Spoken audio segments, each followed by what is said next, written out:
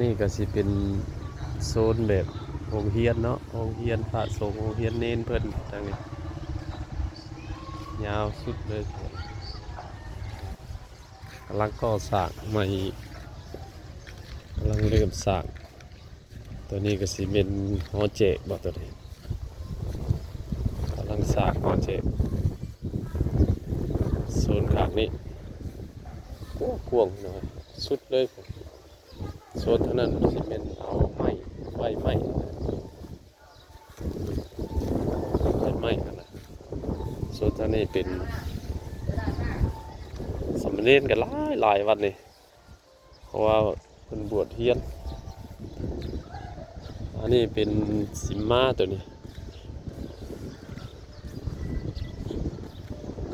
อากะมายังบ่ได้อันคือสีเมื่อง่ายหรอกว้าวตอนนี้กับเพิ่นกำลังมาต่อมาร่วมกันสงสัยทั้งเฮานี่สิมาไวโพดวะเนาะจักเวลามันก็สิฮอดเวลามากะเข้ามารถก็คือสิได้กลับไว้อยู่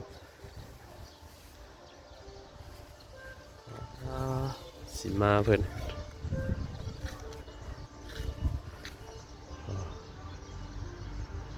ก็อยู่เซโนแหละพี่น้องเอ้ยวัดนี่กันเนาะอยู่เมืองเซโนเลยถ้าจะไปตลาดก็บ่ไกลปานใดนี่เล่น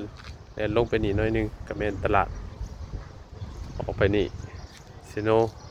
กับเซโนอันนี้อันวัดนี่นะเนาะอยู่หลักเมืองวัดใหญ่หลักเมือง